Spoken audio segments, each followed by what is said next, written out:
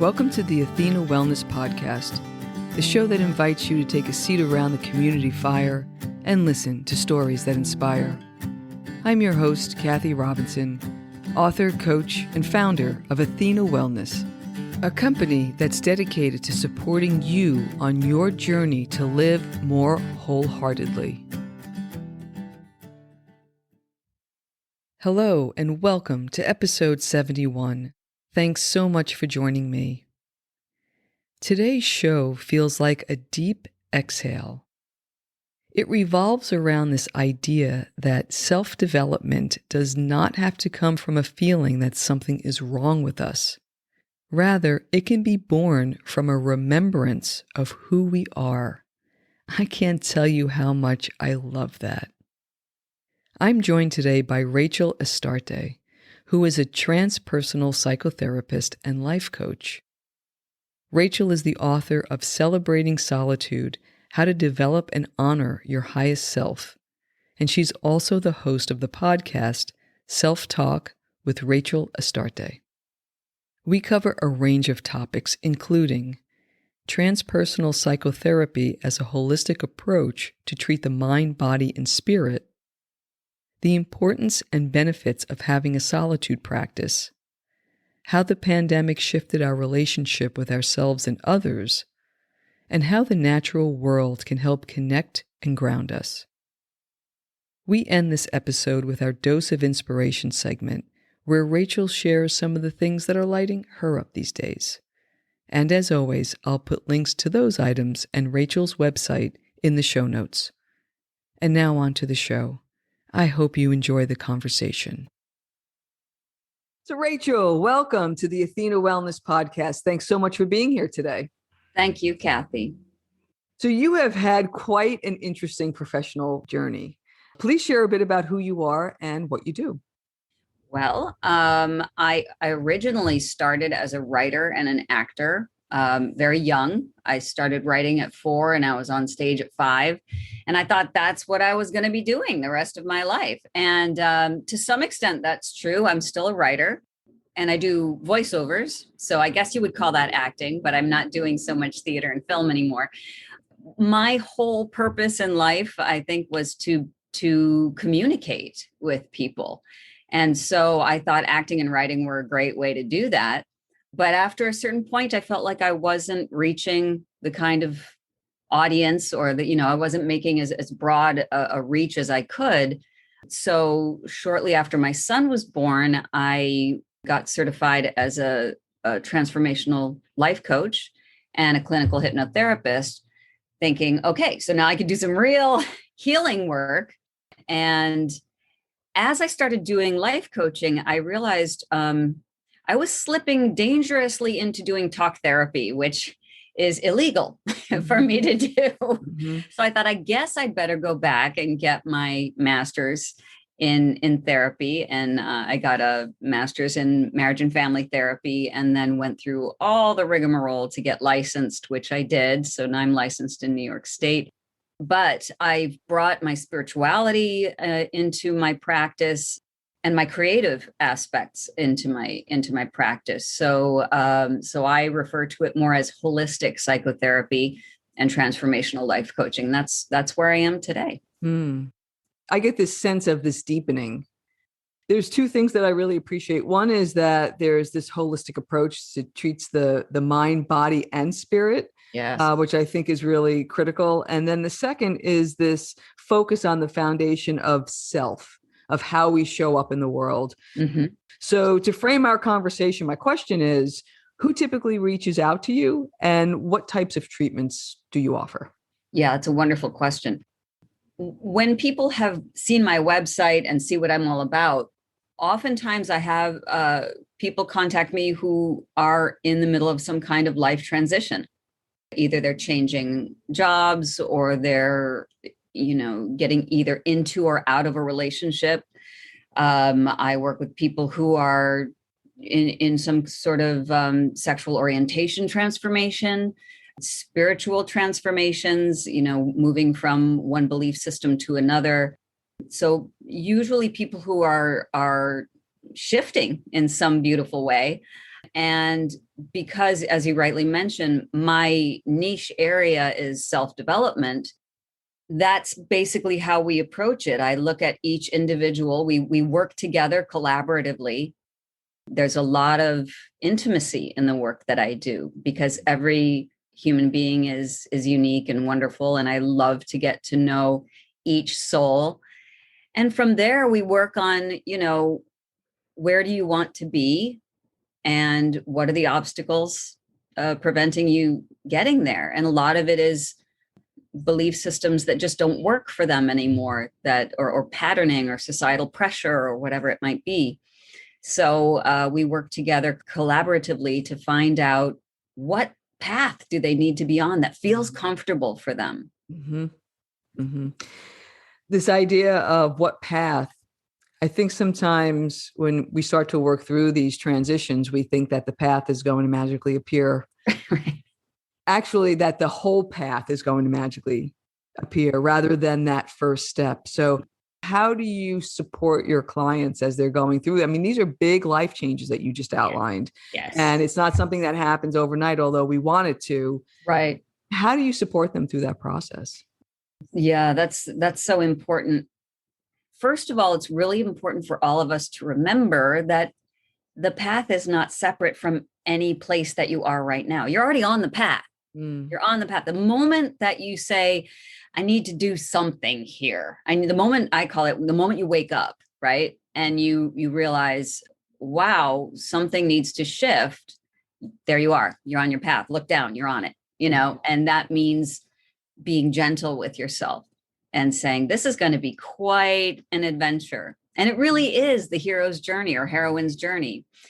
And the way that I try to help is to normalize everything that a patient is going through, because there's nothing wrong with any of us. You know what I mean?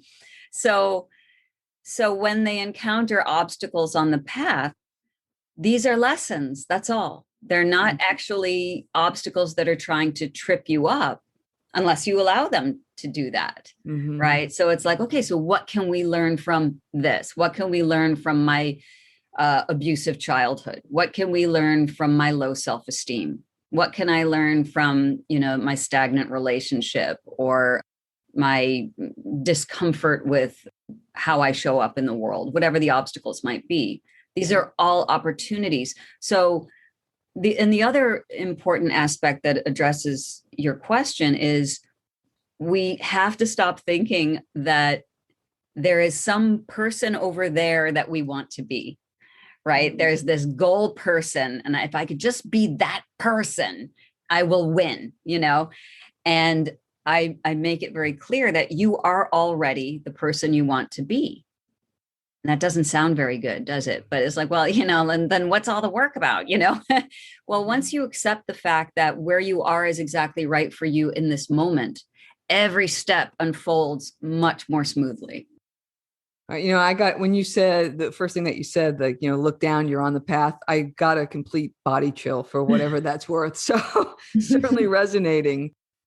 But what a refreshing way to think about it, right? Because normally when somebody feels like they want to do some sort of a therapy, they want to do some sort of a self-development, it starts from this place of what's wrong with us. And what you're saying is, no, we're going to help you remember who you are. Yeah. It's incredibly powerful. Because we're all kind of conditioned that way, right? Of there's something I need to fix, or many times I need to fix somebody else, right? How do we start to remember who we are? What are some of the things that we can do to help with that remembrance? What a beautiful question.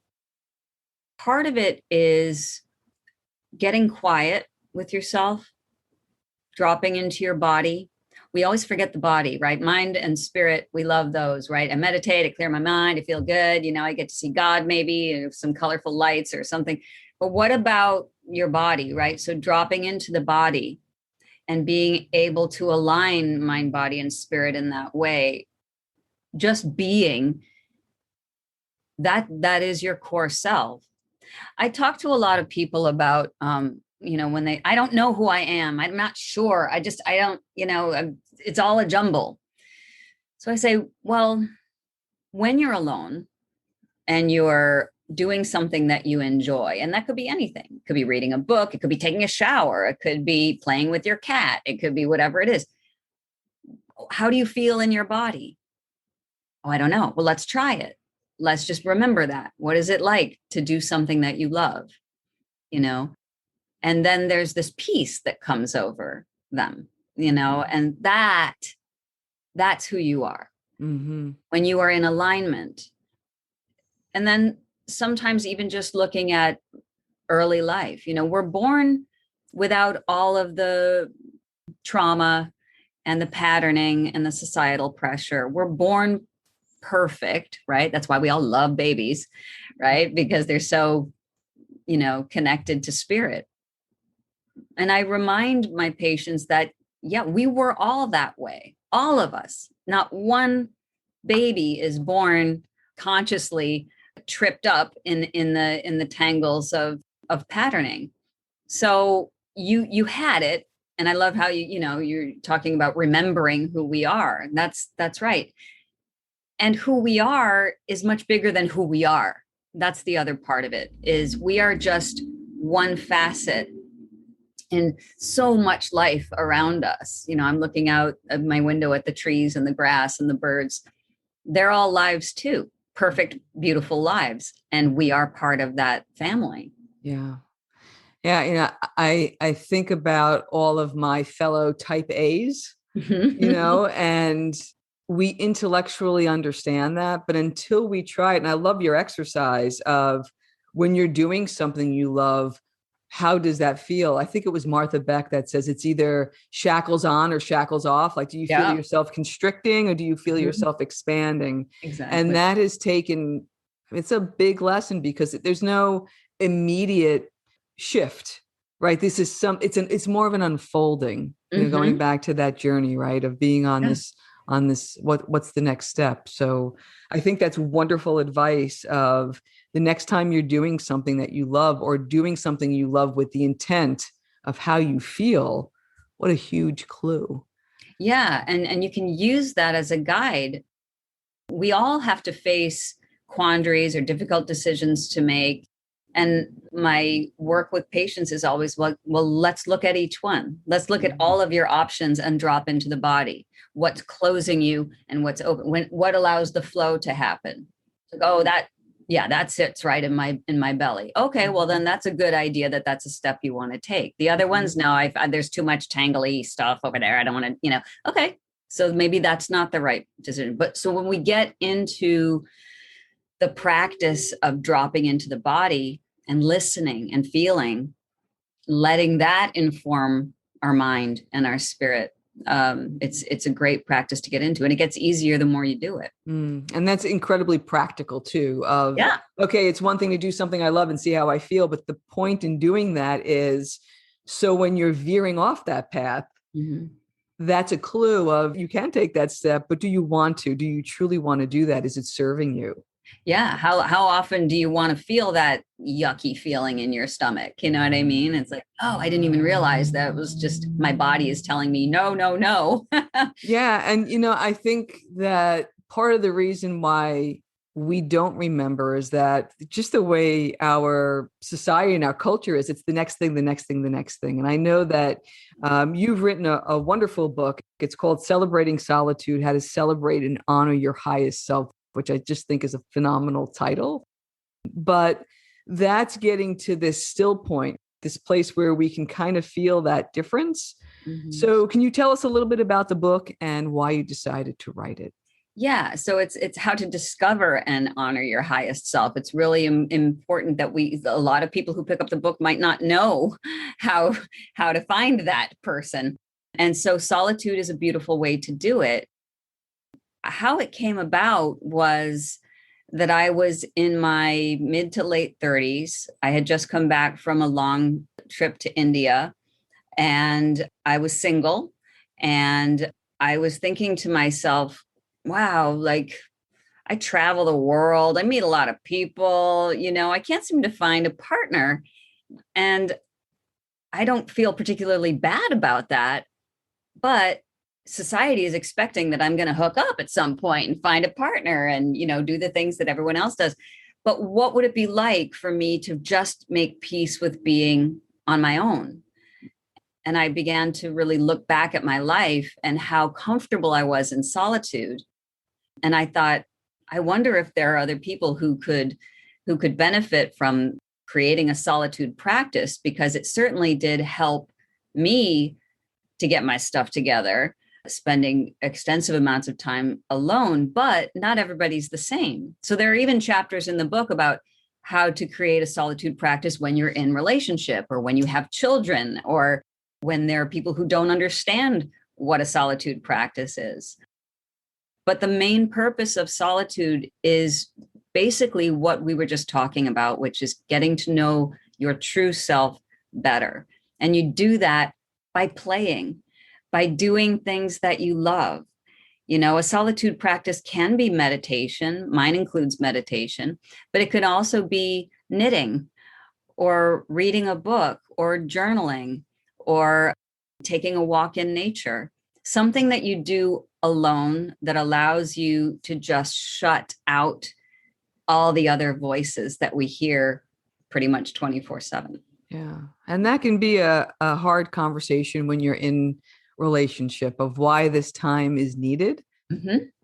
Or for those who find themselves dating in midlife and suddenly there's just 24/7, device that's by our side where people want to text with the best of intentions. Yes. So what are what's some advice for someone who's trying to have that conversation but doesn't quite know how? Yeah, it's a great question. Well, the main purpose of having a solitude practice, as we said, is to get in touch with and become and be your true self, right? When we are our true self, then when we do enter the world without all the baggage, without all the trying to, fit into roles and conform to certain ways of being that may not align with our true nature, we actually are much more effective in the world, in business, in relationships, even in our interactions with strangers. So when we talk to a loved one or even a friend, this is a tricky one, right? So I'm not in a relationship, but I do have friends that say, "Hey, let's go out and do this." How do we do that? Well, one of the main ways is to say, I do this for us. I do this for both of us. If you're in a relationship and you say, "Listen, I need an hour a day to myself so that I can recharge my battery, so that I can give myself enough love to fill that again." And what happens with love? Do we ever stop? Is there a cutoff point for love? No, of course not. Once we have filled our own cup with love, our own being with love, it just flows out, right? It's when we don't do that we're snippy with our partner, that we're passive aggressive, and we start pointing fingers at everyone else saying, "You're the reason I'm not happy, is because I just want peace." Go get it. Go get it. And what you're doing is you're actually nurturing all of your other relationships with every other living being on the planet. I love that. I'm doing this for us. I do this for us. That's beautiful. Mm-hmm. Well, we've been through quite a shift with the pandemic. How has that impacted relationship from what you're seeing with your clients and just in your general sphere? Yeah. So specifically with my patients, I've found that it's been both sides of the coin, right? So I have some patients who say my relationship has gotten so much better because we've been forced to deal with our stuff together. And we've found more time to do family things. And we found more time to connect and not be distracted with commuting and other business outside of our relationship. I've also seen couples who have said, "We're burnt out. We just can't stand the sight of each other anymore," And so it really does depend on the people, on the individuals involved. But yeah, it's very interesting how there is quite a spectrum of how people have received this quarantine time. Yeah. And I would guess that it's the same for relationship with the self as well. Yeah. Yeah, it's the range of spectrum. And are you seeing alignment with folks that tend to be more introverted and extroverted? I mean, is it that simple to categorize and say, well, for folks that were more introverted, they had a little bit easier time with this, or how does that shake out? Yeah, it's really interesting. Yes, introverts have been like a hog in mud. It's been fantastic. I am a self-professed introvert. So, this has been fantastic for me. But I do hear that a lot. I hear that like, thank God I had this time. The more extroverted of my patients, interestingly, were surprised by how much they learned about themselves. And yes, they get antsy. What's really interesting to me is I would get this, we'd talk about this. And then as soon as things started opening back up again, it was like, I'm out of here. I'm not doing any more solitude stuff. I got to get out. And so it's very interesting. But it was a wonderful opportunity this time for those who chose to do the inner work to do it. And, just to be present in the uncertainty and the sorrow of what was going on all over the world.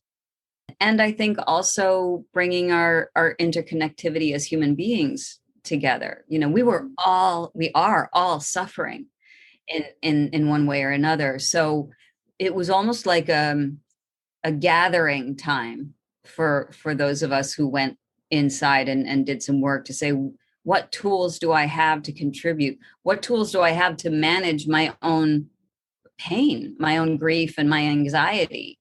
So it was a beautiful opportunity. So yeah, I mean, extroverts are extroverts. They need people, and that's fine. And introverts can have. I mean, I enjoy spending time with my loved ones. It's the fuse is shorter, right? So it's like I need more. I can do like an hour, and then I gotta boot, and more time to recharge. So everybody's different, and there are those who suffered through this time as well. Who really didn't want to do any of that work and were just gritting their teeth, waiting for it to be over, and that happens too. Yeah. I read a study earlier this week about participants had a choice whether they could self-administer like a low-grade shock, like a typical science experiment, right? Or sit in a room by themselves. And the majority would rather take the shock and get out than sit for a period of time alone. What is it about solitude that can be so scary for some people? Yeah. So I always maybe it's my therapist head, but I like to take things to the beginning. When do we first hear about being alone when we're children? It's a punishment. Go to your room, be by yourself, think about what you've done. So we're trained from childhood to think of solitude as a punishment. And on top of that, implied in that punishment is consider the awful thing you have done that to cause you to be ostracized. So being alone with our thoughts then becomes really frightening. Because again, it's this hamster wheel of what did I do wrong? How do I fix it next time? Do I feel like, was this even a just punishment? This kind of thing. So a lot of us spend our time distracting ourselves by interacting with others, by watching television, going to the movies, whatever it is. So the idea of being alone feels terribly, terribly isolating. Also, predominantly, human beings are social animals and need some kind of connection with other life forms, whether they're human or not. So implied, I think, ancestrally, is this idea of solitude means you have been removed from the community. And that obviously is not the case by any stretch. In fact, spending time as a shamanic practitioner, we talk about vision quests or, going off by yourself to work with the spirits of nature. You're never alone, really, if you think about it. Yeah. I mean, if you want to get really into it, I'm a quantum physics geek. And so I love the idea of everything in the universe being connected. We talk about Einstein's spooky action at a distance, or quantum entanglement, where two things, whatever they may be, very far apart, do communicate. They've done these tests. And if that's the case, then everything around us is our sibling, and that means things that we might not consider to be sentient beings are also our siblings. So if you're sitting in a room with nothing but a chair and a table, those are your siblings. They're just vibrating light, just like you are vibrating, and they just vibrate slower, which is why they feel solid. Well, we may have to have you come back on, because I'm just learning now on particles and how they move, and so we can get into it. Oh, that's awesome! Yeah. I am not a physicist by any stretch, but it is fascinating, though. It is fascinating. It really expands your understanding of consciousness and of being here and purpose and the unlimited, infinite possibilities that we create. And, even just the idea of science, don't let me geek out for too long. I promise I'll pull it back. But the funny thing about science is, what is science about? It's about answering the great questions. What else is spirituality about? Right. Answering the questions. Yeah. And so I do believe that pretty soon spirit and science are going to, they're starting to dovetail a bit. But I think that whatever that great mystery is, science will figure out that there is this great question mark, this beautiful entity that creates and destroys and creates and destroys. And I'm looking forward to that day. I'm not sure I'll be alive, but at least not in this form. Yeah, exactly. Exactly. And, from a spiritual standpoint, we seem to be, this is just my sense. I'd love to get your thoughts at this great turn. We're in a very messy place of upended ways of being, of not being together. It feels like the very beginnings of what I would term like a global healing. Maybe that's just my optimism, but that's kind of the way you always get that messy, you're in that messy place before it gets better. And it feels like we're in that place. What are you seeing in your work and your clients about, from a spiritual perspective, of where we are in these times? Well, just the fact that I'm having more and more people reach out to me for therapy with an interest in expanding their spirituality says a lot. And that means that growth is important, on all those levels, mind, body, spirit. That is very promising to me. And being ushered into an age where it's no longer just about what can I get out of this life, but what can I do? How can I make myself more efficient and better and healthier so that I can give back to the world around me? That's a shift that I'm seeing. And that is extremely promising. It gives me a lot of hope. There's a lot of, nasty stuff going on too. This is a great shakedown. That's kind of, the earth is shaking us down and we're shaking each other down. And that's why it's so important to be doing this work now, so that we can really rally together. And it's not even just to save the human race, because it's more about the energy that we're generating just by being alive. What are you putting out there? Yeah. And just to follow that up, you do a lot of work in the natural world. What kinds of practices might be helpful for our listeners in these times? Yeah, that's a great question too. It's easy to say, go out in nature, go out in nature. My way of dropping into nature is to just do it wherever you are. Like, I lived in New York City for 22 years. You have to walk a few blocks to see a tree, but they're there. You know what I mean? You can find patches of nature everywhere. So let nature connect with you as you connect with it. If we look at nature as something we do as an event, it separates us from what's so close to us all the time. So one of the practices that I do that I highly recommend, it's referred to as earthing or grounding, where you put your bare feet on the ground. I do it every day. I've been doing it every day for almost 3 years, even in the dead of winter. Wow. I will shovel a little patch of snow away till I hit grass, Wow. and that's where I put my feet. Wow. Yeah, and you do it for as long as you can stand it, but just stop and let the earth come through your feet and move through your body, and just give thanks in that way. Be in nature just by looking at what's outside your house right now or your apartment right now. Is there a tree? A tree? Is there a patch of grass? That counts. So go hang out, have a conversation. These are living beings, fascinating living beings.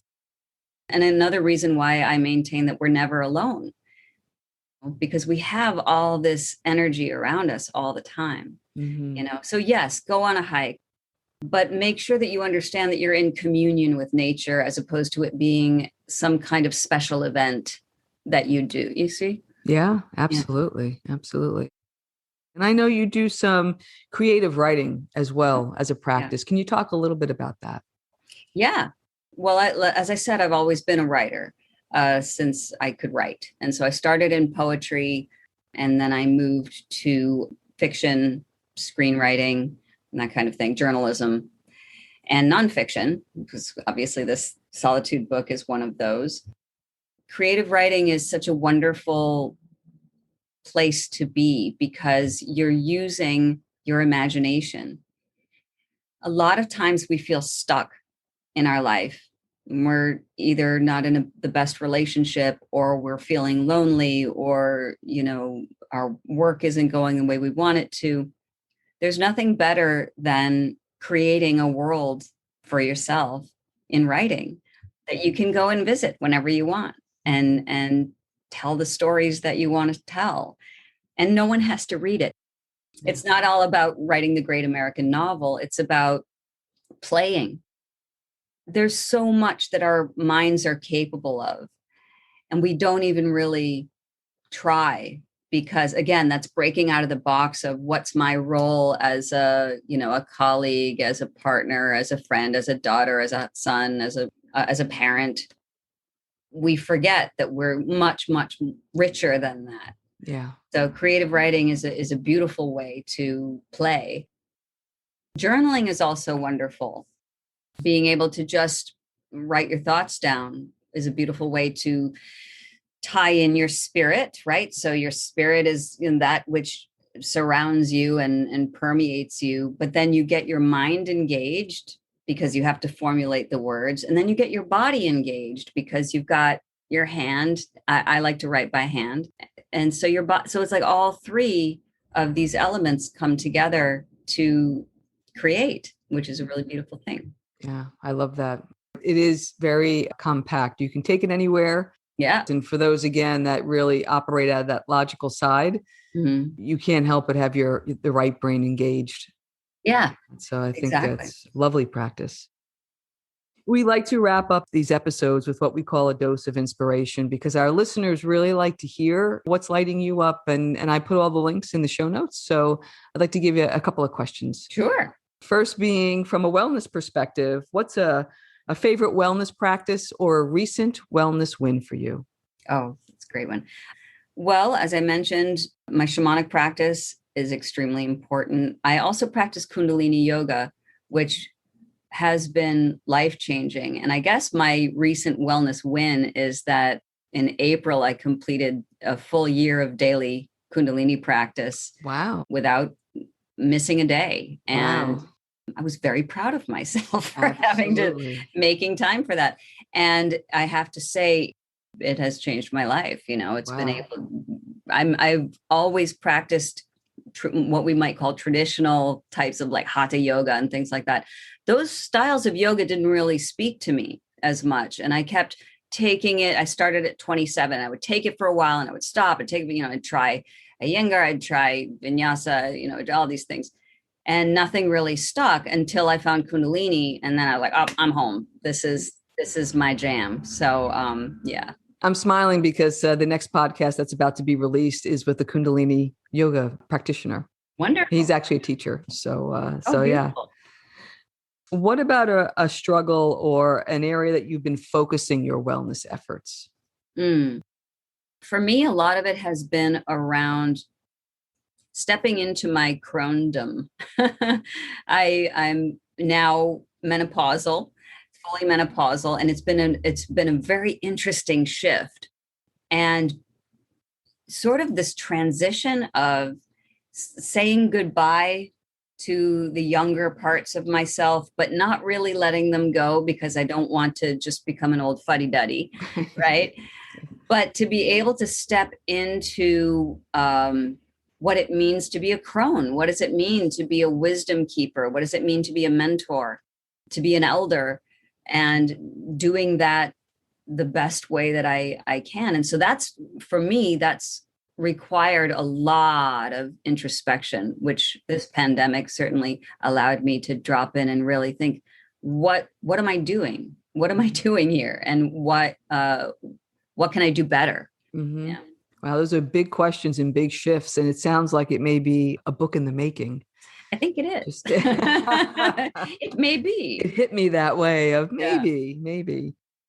What have you read or listened to lately that you enjoyed? Right now, actually, I'm reading a beautiful book called Braiding Sweetgrass, and that's by Robin Wells Kimmerer. And it's absolutely stunningly, beautifully written. It's about Native American traditions in nature. Yes, it talks about sweetgrass, but she also talks about other trees, plants, even animal life, or, our non-human people, I think she calls them, and how it's kind of what we were speaking about, how we are all interacting with one another and how we are connected, and we need to be able to work reciprocally with nature and not see it as separate from us in any way, that these are our beings that are our family. So I highly recommend that. I'm smiling because it's actually on my reading list. Nice. Yeah, I just told my mom about it. She's going on a road trip, so she's going to pop that in and listen to it. So, and I think the audiobook is read by the author, which is even better. Oh, great. Yeah. That's great. What new thing or experience are you looking forward to trying? Yeah. I am. It's been an obsession of mine since I was about 7, and I'm not looking to do it anytime soon, but I am certainly looking to prepare myself for it, to find out what all this is about. And that, I think, has been my whole purpose in my life, is to move gracefully toward death, is to really figure out, what can I get out of this life? It's a paradox, really. I'd like to experience what death is like, but I'd like to experience it feeling like I got life right. Mm-hmm. I honestly believe that death is a subject that we should be teaching children about in school in the right way, instead of it being this dark, scary, macabre thing that we do not talk about. That's what I think is a real problem in our psyches, Yeah, I'm not looking to practice that anytime soon, but I'm or get into that anytime soon. But at the same time, I think keeping it close and keeping it, nestled nearby, so that we're friends by the time it happens, would be a great idea. Yeah, I think it's a great answer. And I can't agree with you more about teaching our children, but also being the ones to have the conversations with our elders. Yes. And so facilitating those conversations as people are transitioning, I find that's become a default role of mine as well, that unanticipated, but there we are. And then how do you hold that space? How do you hold that conversation? So I love that answer. Not what I was expecting, but I think it's a great answer. Envision your perfect road trip. Where do you go? What do you do? Oh, I love that too, because I love to drive. I love road tripping. So I did a road trip from New Mexico to New York when I was moving back from New Mexico. I want to do it in reverse. I want to take, I'm in New York now, and eventually I want to take that road trip back to New Mexico. It's a beautiful ride. And what do? I stop anywhere there's a hot spring. Stop anywhere I can get naked in the outdoors. I will stop there. And, I really just enjoy looking at this amazing countryside. So yeah, I would definitely like to take that trip again. I love it. It's such a great reminder of how beautiful this country is when you just get out on the road. Oh my gosh, there's so much here. There's just everything you could want, But having said that, I do love to travel to the rest of the world as well. When we can do that again more easily, I will get back on that. But this country has some pretty amazing landscapes. Absolutely. What has you feeling inspired these days? What's lighting you up? What's lighting me up is activism is lighting me up a lot. I'm really jazzed about, so especially two areas in particular. The LGBTQ plus movement is rocking my world right now. I've always been active in, since the 80s when I was doing AIDS research activism. And now when I'm seeing so many people being able to step into their true selves, right, and be accepted, it gives me so much happiness. And of course, unfortunately, the flip side of, I'm happy that there's activism around it, but climate change is a really serious issue that I'm glad to see some kind of maybe glacial pace movement. But, I'm hoping that that's going to amp up, especially as we start to really experience the effects of climate change. So when I see people, and I certainly do my part as well, but when I see people stepping into taking care of themselves and our planet, it gives me great joy. Excellent. And then lastly, what has you optimistic about the future? Children. I have an 11-year-old son. He's got a number of friends, so I get to be around some kids. But what I see and what I hear, that they're tapped in to what's going on. And I think particularly this younger generation hopefully has moved past the anger of the millennials and now into whatever Gen Z now? Yeah, thank you. I think that we're moving toward like an attitude of enough of this already. Let's just get this work done and let's take care of each other. Since the LGBTQ plus movement is very important to me, I can't tell you how happy it makes me when I go to an action and I see so many children around, and I see kids in elementary school and middle school, high school that are coming out and being accepted. So I really think that with all of this awareness, the children are starting to really wake up. Now, I grew up in the 70s, right? And there was a lot of activism done there at that time as well. But then we moved into the 80s and everybody became selfish, right? And it was all about money and it was all about status and it was all about, aerobicizing and all that, surface stuff. So I think we need to kind of try again, but I really do have faith in children and in helping us move forward. Yeah, it's a very mature, level-headed generation. Yeah. They're not afraid to play too, and I think that's important. And I think they remind us of how far we actually have come. Yeah. I think we see that we had opportunities that we didn't have just a decade before. And right.